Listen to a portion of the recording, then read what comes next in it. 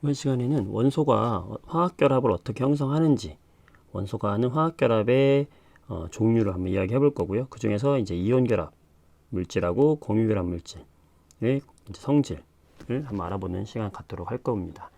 자, 우선 화학결합은 왜 일어나느냐?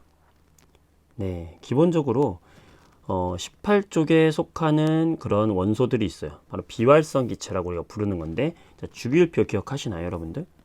네, 주기율표를 우리 생각해 보면 주기율표는 족과 주기로 이루어졌다라고 하면서 이렇게, 자, 우리가 여기 맨 마지막에 18족이 있었고 1족부터 18족까지 있었어요. 그때 1족에 속하는 여기 애들을 우리는 무슨 금속이라고 했냐면 알칼리 금속이라고 이야기했었고요. 17쪽도 중요했었죠. 17쪽에 있는 애들을 우리가 무슨 족이라고 했습니까? 바로 할로젠이라고 이야기하면서, 자, 원자번호 순서대로 한번 해볼까요? 자, 가로줄은 1주기, 그 다음에 2주기, 3주기, 4주기 이렇게 이야기했었죠. 그래서 수소, 2번 헬륨, 그 다음에 리튬, 베릴륨, 붕소, 탄소, 질소, 산소, 플로린, 네온. 그 다음 뭐예요? 나트륨, 나만 알지. 나트륨, 마그네슘, 알루미늄, 규소, 실리콘이고요. 인황염아, 인황염아, 인황염소 아르곤이고요. 크크, 칼륨, 칼슘. 자, 수헬, 리베, 붕탄질산, 플레, 나만 알지, 인황염아, 칼, 뭐 이런 식으로 해서 20번까지 우리 이 정도는 여러분들이 외워줘야 되고요. 자, 그렇게 했을 때 우리가 여기 비실비실 되는 애들, 자, 여기가 바로 뭐라고 했냐면 금속도 비금속도 아닌 뭐 준금속이라고 우리가 이야기를 하고요. 그렇게 준금속을 기준으로 했을 때 오른쪽, 요 오른쪽과 수소까지 포함해서 우리는 얘들을 뭐라고 하냐면 비금속이다 라고 이야기합니다. 그 다음에 왼쪽에 있는 여기 왼쪽에 리튬, 베릴륨, 나트륨, 마그네슘, 알루미늄, 칼륨, 칼슘, 물론 더 많지만 일단 이 정도만 알고 있으면 돼요. 자, 이쪽 왼쪽 가운데 있는 거는 바로 금속 원소들이다 라고 우리가 보통 이야기합니다. 그렇죠? 이렇게 했을 때 가장 안정한 전자 배치를 하는 애들은 누구라고 했냐면 바로 18쪽에 있는 애들이 가장 안정한 전자 배치다. 왜요? 마지막 껍질에 전자를 꽉 채우고 있다. 네온은 껍질이 2개인데 마지막 껍질에 전자가 8개. 하나, 둘, 셋, 넷, 다섯, 여섯, 일곱, 여덟. 자, 옥텟 규칙이라고 했죠. 아르곤도 껍질이 3개겠죠. 아르곤은 껍질 3개인데 하나, 둘, 셋, 넷, 다섯, 여섯, 일곱, 여덟. 마지막 껍질에 전자를 2개, 8개, 8개. 이렇게 꽉 채우고 싶어 하는 거, 나는 기분 좋아. 빈방 없이 꽉 손님들을 다 채웠어. 매우 안정한 전자 배치다. 안정하다는 것은 전자를 받거나 얻거나 하지 않는다는 거예요. 전자가 이동하지 않는다. 그 말은 전자가 화학 반응에 참여하는 거기 때문에 반응하지 않는다는 말이죠. 반응하지 않는다는 걸 우리가 반응한다는 것을 활성이 있다고 하는 것이고, 반응하지 않는다는 걸 뭐라고 하냐면 비활성이라고 하는 거죠. 반응성이 없다라는 말을 다른 말로 비활성이다라는 거예요. 근데 얘네들 다 기체야. 그래서 얘네들의 이름이 뭐가 되겠어? 그렇죠. 비활성 기체족이 되는 겁니다. 아시겠죠? 왜 비활성 기체인지. 비활성 기체는 반응성이 없구나. 왜요? 안정하니까 그 상태로 좋은 거야. 반응하지 않는 거죠. 네. 그런데 다른 원소들도 얘네들 다 부러워해. 와, 부럽다. 나도 비활성 기체처럼 마지막 껍질에 전자를 꽉 채우고 싶어 하면서 이들이 결합을 통해서 이 비활성 기체의 전자 배치를 하려고 하는 거예요. 자, 다시 그 얘기입니다. 그래서 이들은 전자 배치를 할 때 가장 바깥 껍질에 있는 8개처럼 이런 채워서 안정한 전자 배치를 하고 싶어 한다. 단 헬륨 2개죠. 그래서 이런 상태를 하고 싶어 한다. 그 중에서 이제 헬륨과 네온과 아르곤의 전자 배치는 이렇게 생겼는데 마지막 껍질을 꽉 채웠다. 그래서 화학 결합을 하지 않아서 비활성이다. 조심해야 될 거는 원자과 전자를 이들은 0으로 봅니다. 8개로 보는 것이 아니라 0으로 본다는 거. 화학 결합에 참여하는 전자가 없기 때문에 그래요. 자, 그래서 이들은 안정한 전자 배치를 하고 싶어 하는데 그게 바로 옥텟 규칙이에요. 자, 전자 8개. 가장 바깥 껍질에 8개의 전자를 채우고 싶어 한다. 그리스어로 이 8을 뜻하는 거가 바로 8을 뜻하는 게 옥타예요. 옥타. 옥타. 여기서 나온 말이거든요. 문어, 옥토퍼스. 다리 8개죠. 네. 그래서 이렇게 안정한 옥텟 규칙을 하기 위해서 결합을 형성을 한다. 그게 바로 화학 결합이다 라고 생각하시면 되겠습니다. 그 중에서 바로 첫 번째 화학 결합이 바로 이온 결합인데요.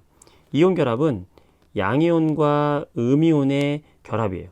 자, 양이온과 음이온이기 때문에 양이온은 플러스 전하를 가지고 있고 음이온은 마이너스 전하를 가지고 있잖아요. 그러니까 이렇게 플러스와 마이너스 전하 사이에는 정전기적인 인력을 가지고 있다라고 우리가 이야기해요. 이렇게 플러스와 마이너스 전기 사이에서 잡아당기는 힘, 이걸 정전기적 인력이다 라고 이야기하는 거거든요. 양이온은 왜 양이온이 되냐면 바로 전자를 잃어버려서 양이온이 되는 거죠. 예를 들어서 Mg, 마그네슘이 전자 2개를 잃어버리면 Mg2 플러스가 되죠. 자, 얘들은 왜 전자를 잘 잃어버리냐?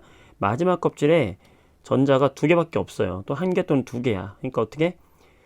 6개의 전자나 5개의 전자 받는 것보다 2개를 잃어버리는 게 편한 거죠. 왜? 그럼 안쪽이 꽉 차 있거든요. 이렇게.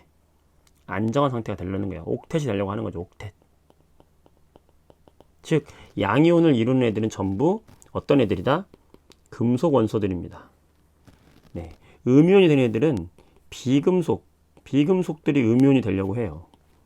그래서 다른 말로 이야기하면요. 바로 이 양이온과 음이온의 결합은요.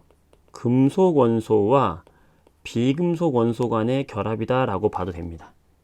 금속 원소는 전자를 잃어버리고 싶어 하고 비금속 원소는 전자를 얻고 싶어 하니까 이 전자를 나는 버릴 테니까 너 받을래? 그럼 비금속이 받는 거죠. 그러면서 양이온과 음이온 사이에서 이루어지는 결합을 우리는 무슨 결합이다? 이온 결합이다 라고 하는 거예요. 그래서 예를 들어서 염화 나트륨이다. 그러면 나트륨은 원자가 지금 전자 하나가 있는데 이 하나의 전자를 버리고 싶어 해. 받을 사람 누구 있어? 그랬더니 여기에 있는 염소가 딱 와서 나는 전자 1개가 부족한데 마침 너가 주면 땡큐지? 이러는 거죠. 그럼 둘이 윈윈 전략. 그래서 나트륨은 전자를 하나 잃어버려서 나트륨 플러스가 되고요. 염소는 전자 하나 얻어서 마이너스, Cl 마이너스가 되겠죠. 그러면 둘 사이에서 이제 플러스와 마이너스 사이에서 정전기적인 인력에 의해서 결합이 이루어진다. 이게 염화 나트륨이라고 하는 거죠. NaCl, 염화 나트륨. 네. 이렇게 결합이 이루어지는 것이 바로 이온 결합이다. 자, 공유 결합도 똑같습니다. 공유 결합은 뭐냐면, 자, 이온 결합은 금속과 비금속 사이에서의 결합이었다라고 한다면요. 공유 결합은 바로 비금속끼리의 결합이에요. 비금속과 비금속의 결합이에요. 자, 금속 같은 경우는 전자를 딱 잘 주고 싶어 했잖아. 근데 비금속은 주기 싫어하고 받고 싶어 하는 애잖아. 나도 받고 싶고 너도 받고 싶어. 나도 잃어버리는 거 싫거든. 얘 욕심 많은 애들이잖아. 그치? 그러면서 만족하고 싶어. 옥텟을 만족은 하고 싶어. 그러니까 방법을 찾는 게 뭐냐면 바로 이런 거죠. 산소가 있어. 산소가 있는데 산소는 원자과 전자가 몇 개냐면 하나, 둘, 셋, 넷, 다섯, 6개죠. 왜냐면 원자 번호가 8번이니까. 얘는 몇 개만 더 있으면 돼요. 2개만 더 있으면 되거든요. 이렇게. 그러니까 수소 같은 애들도 전자를 하나밖에 없거든. 얘도 2개가 있고 싶어. 그러면 내가 가진 전자와 너가 가진 전자를 하나씩 공유하면, 자, 예를 들어서 산소가 그러니 산소가 수소한테 수소야, 너 전자 하나 나랑 손잡자. 너도 2개이고 싶지? 그러면서 수소를 불러요. 그럼 수소가 그래 나도 원하던 바야. 그러면서 손을 잡으면 어떻게 됩니까? 공유하게 되죠. 하나씩을. 내 거니까 하나씩 손잡는 거죠. 공유. 즉 2개의 전자가 공유가 되는 거죠. 이걸 공유한 전자 쌍이다라고 이야기해요. 하나는 산소 거고 하나는 수소 거죠. 하나는 산소 거고 하나는 수소 거잖아요. 네, 이렇게 공유하게 되면은 어떤 일이 벌어지냐? 바로 산소 입장에서도 마치 8개가 꽉 찬 느낌이 되겠죠. 왜요?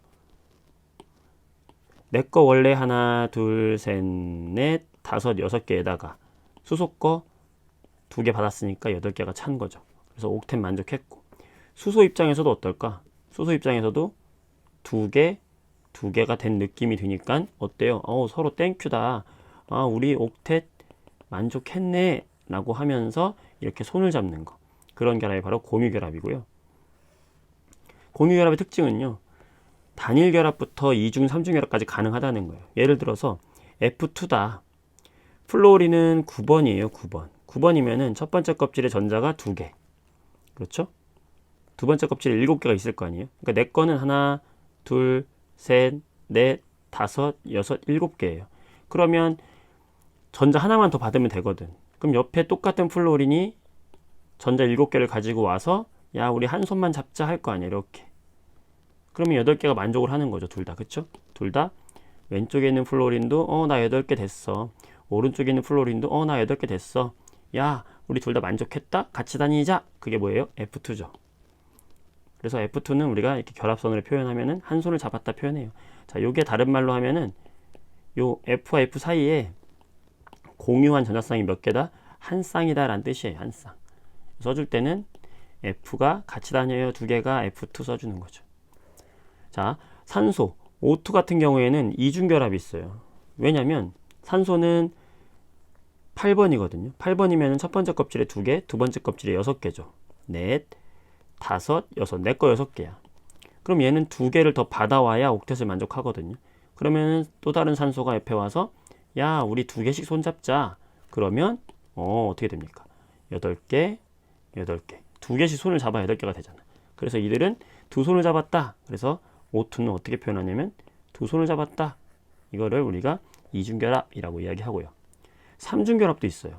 질소 같은 경우 질소 몇 번이냐면 7번이에요. 7번이면은 첫 번째 껍질에 2개, 두 번째 껍질에 5개죠. 하나, 둘, 셋, 넷, 5개.